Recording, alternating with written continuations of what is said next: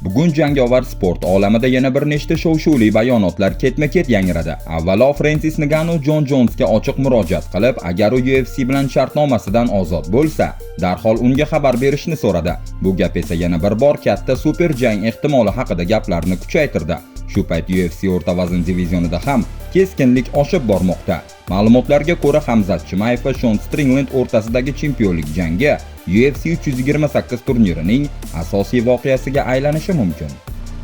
Ammo bu hali hammasi emas. Valentina Shevchenko Ronda Rousey'ning keskin bayonotlariga javob qaytarib, uning so'zlarini kulgili tarzda rad etdi va hatto Ronda juda uzoq uxlab yotibdi deb kinoya qildi. Bu orada esa Jake Paul butun MMA olamiga yana bir bor provokatsion bayonot tashladi. Uning aytishicha, UFC asta-sekin o'lyapti va uning ligasi Most Valuable Promotions kelib butun industriyani egallab olishi mumkin. Bugun biz mana shu barcha qizg'in bayonotlar va katta ehtimoliy janglar haqida birma-bir gaplashamiz. Ayni kunlarda deyarli barcha o'zbekistonlik yulduz bokschilar o'z uylarida bo'lib turishibdi. E'tiborlisi, charm qo'lqop ustalarimiz muborak Ramazon oyi fursatidan foydalanib, iftorlik dasturxoni atrofida yig'ilishdi. Quyidagi videoda Shahram G'iyosov, Bahodir Jalolov, Bektemir Meliqo'ziyev, Murodjon Ahmadaliyev, Isroil Madrimov, Abdumalik Halokov va hamda Asadxo'ja Mo'ydinxo'jayev kabi yulduz bokschilar, shuningdek, murabbiylar Davron G'ofurov hamda Akmal Hasanovni ko'rish mumkin. Francis Ngannou yaqinda Jake Paulning Most Valuable Promotions kompaniyasi bilan shartnoma imzolaganidan so'ng Jon Jons atrofida yuzaga kelgan vaziyatga ham munosabat bildirdi. Avvalroq tarqalgan ma'lumotlarga ko'ra, Jons Oq uyda o'tkazilishi rejalashtirilgan turnirda Alex Pereira bilan jang uchun $30 million talab qilgan. Biroq UFC bu summani to'lashdan bosh tortgach, u ligadan bo'shatilishini so'ragan. Bu voqea qanday rivojlanayotganini kuzatish juda qiziq bo'ldi. Bu haqda aytadigan gaplarim ko'p, ammo hozircha bitta narsani aytaman. Jonni, agar sen erkinlikka chiqishga muvaffaq bo'lsang, menga xabar ber. Sen bu sport uchun qilgan ishlaringdan keyin $30 million ham, undan ham ko'prog'iga to'liq haqlisan. Aslida esa sening oldingda qizil gilam yozib qo'yishlari kerak, deb yozdi yirtqich laqabli Ngannou ijtimoiy tarmoqda. Eslatib o'tamiz, Francis Ngannou o'tgan hafta PFL ligasini rasman tark etib, erkin agent maqomiga ega bo'ldi. U 16-may kuni Los Anjelesda o'tadigan Most Valuable Promotions turnirida aralash yakkakurashlarga qaytadi. O'sha oqshom Ngannou turnirning 2-darajadagi asosiy jangida braziliyalik Filipe Linsga qarshi oktagonga chiqadi. O'rta vazn divizionida amaldagi chempion Hamzat Chimayev va kamarni avvalgi egasi sobiq chempion Sean Strickland o'rtasidagi titul jangi UFC 328 turnirining asosiy voqeasiga aylanishi mumkin. Mazkur turnir 9-may kuni New-York shahrida o'tkazilishi rejalashtirilgan. Bu insider ma'lumotni Bors jamoasiga yaqin bo'lgan rossiyalik jurnalist Adam Zubayrayev oshkor qildi. Sean Stricklandning jadvalini tuzadigan odam 9-maydan keyin rejalashtirilgan barcha podkast yozuvlarini bekor qilgani ma'qul. Chunki jag'i bilan mahkamlangan holatda mikrofon oldida gapirish unchalik ham oson bo'lmaydi, deb yozdi jurnalist ijtimoiy tarmoqlardan birida. Avvalroq har ikkala jangchi ham keyingi jangida oktagonni aynan bir-biri bilan bo'lishishga tayyorlanayotganini tasdiqlagan edi. Sean Strickland o'tgan oy oxirida titul poygasida yetakchiga aylandi. U ehtimoliy pretendentlar jangida hamyurti Anthony Hernandesni 3-raundda texnik nokaut bilan mag'lub etib, jangni muddatidan oldin yakunlagan edi. Hamzat Chimayev esa o'tgan yil avgust oyida UFC o'rta vazn divizionining yangi chempioniga aylangandi. U 5 raund davom etgan jang yakunida Janubiy afrikalik Dricus du Plessis ustidan hakamlarning yakdil qarori bilan g'alaba qozonib, chempionlik kamarini qo'lga kiritgan. Hozircha New-Yorkdagi raqamlangan UFC 328 turniri kardida yana bir nechta jangchilar ishtiroki tasdiqlangan. Ular orasida rossiyalik va o'zbekistonlik MMA jangchilari Aleksandr Volkov, Bogdan Guskov va Roman Kopilov nomlari allaqachon e'lon qilib bo'lingan. Do'stlar, shu joyida kichkina iltimos, kanalimiz 100 ming obunachiga yetishiga juda oz qoldi. Statistikaga qarasak, videolarni juda ko'pchilik ko'ryapti, lekin hali ham ko'p odamlar obuna bosmagan. Agar kontent sizga yoqayotgan bo'lsa, hozir shu videoga bitta like bosib, kanalga obuna bo'lib qo'ying. Sizning bitta obunangiz bizni 100 minglik marraga yanada yaqinlashtiradi. UFC'ning eng yengil vazn divizionidagi amaldagi chempioni Valentina Shevchenko Ronda Rousey'ning keskin bayonotiga javob qaytardi. Avvalroq Rousey Pule laqabli jangchi janglarda yetarlicha pul topa olmayotgani sabab OnlyFans'da suratlarini sotishga majbur bo'lyapti deb ta'kidlagan edi. Valentina Shevchenko esa so'nggi marta o'tgan yili noyabr oyida chempionlik kamarini himoya qilgan edi. U 5 raund davom etgan jang yakunida Weili Zhang ustidan hakamlarning yakdil qarori bilan g'alaba qozonib, titulini muvaffaqiyatli saqlab qolgandi.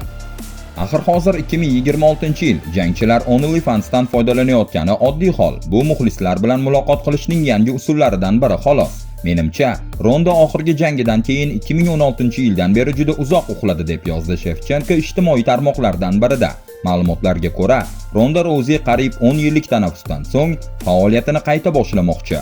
U 16-may kuni Los Anjelesda o'tadigan Most Valuable Promotions turnirida Gina Caranoga qarshi jang qiladi.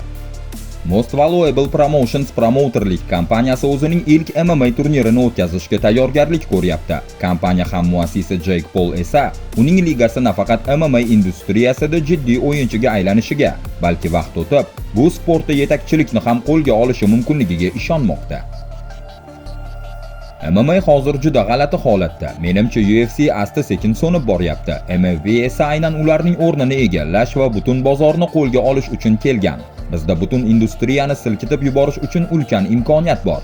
Eng muhimi, jangchilarni birinchi o'ringa qo'yish va ularga haqiqatan ham loyiq bo'lgan gonorarni to'lash, dedi Paul Most Valuable Promotions matbuot anjumanida. Shuningdek, Paul UFC og'ir vazn chempioni Tom Aspinallning mashhur promouter Eddie Hearn bilan agentlik shartnomasi imzolash qarorini ham qo'llab-quvvatlashini bildirdi.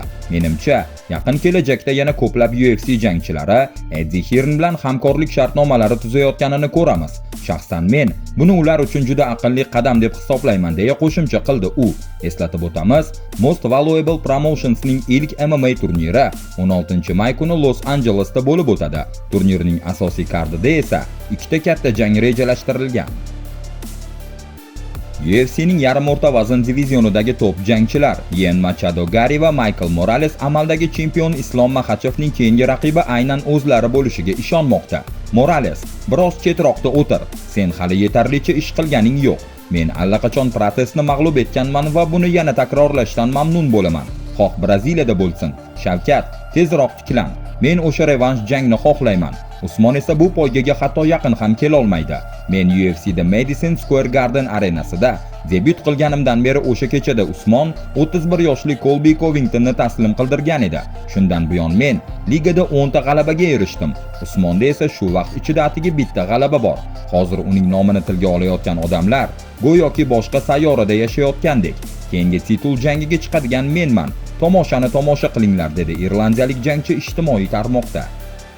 Ekvadorlik jangchi Michael Morales esa bunga qisqa, ammo keskin javob qaytardi. "Kechirasan Yen, lekin Dana White kim aslida chempionlik imkoniyatiga ko'proq loyiq ekanini yaxshiroq biladi." Ma'lumot uchun, Islom Maxachev Oq uyda o'tishi rejalashtirilgan turnirda Ilya Topuria bilan jang qilishdan bosh tortgani haqida xabarlar tarqalgan edi. Aynan shu ma'lumotdan so'ng Dog'istonlik chempion bilan jang qilishni istayotgan potensial da'vogarlar yana bahsni kuchaytirib, keyingi titul jangida kim Maxachev bilan oktagonni bo'lishi kerakligi haqida tortishuvni davom ettirmoqda.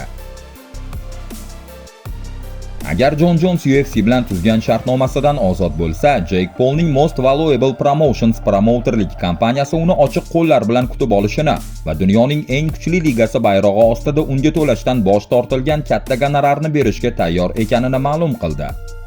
"Biz u bilan albatta shartnoma imzolaymiz. Bunga 100% aminman. Jon, sen har doim MMA'ga o'tishing mumkin. Biz hammasini tashkil qilamiz va senga haqiqatda loyiq bo'lgan gonorarni to'laymiz", dedi Paul Netflix Sportga bergan intervyusida. Mavjud ma'lumotlarga ko'ra, muzokaralar haqiqatdan ham bo'lib o'tgan, ammo Jones talab qilgan 30 million dollar o'rniga unga 15 million dollar taklif qilingan va amerikalik jangchi bu summani mutlaqo qabul qilib bo'lmaydigan deb hisoblagan. Xullas, jangovar sport olamida vaziyat tobora qizib bormoqda. Bir tomonda UFC atrofidagi mojarolar, Jon Jonesning kelajagi, Ngannouning qaytishi va yangi ligalarning paydo bo'lishi. Boshqa tomonda esa boks va MMA yulduzlari o'rtasidagi keskin bayonotlar tobora ko'payib boryapti. Endi savol shunday: Jake Paulning MMA ligasi haqiqatan ham UFC'ga jiddiy raqib bo'la oladimi? Jon Jones oxir-oqibat UFC'dan ketadimi yoki yana oktagonga qaytadimi? Va eng qizig'i, Ngannou bilan Jones o'rtasidagi ehtimoliy super jangni bir kun ko'ramizmi? Fikringiz qanday? Izohlarda yozib qoldiring. Bugungi xabarlar shulardan iborat edi. Agar videoni shu joygacha ko'rib hali ham like bosmagan bo'lsangiz, aynan hozir shuning joyi va obuna bo'lishni ham unutmang. Chunki sizning obunangiz bizni 100 minglik marraga yaqinlashtiradi. Keyingi videolarda uchrashguncha salomat bo'ling.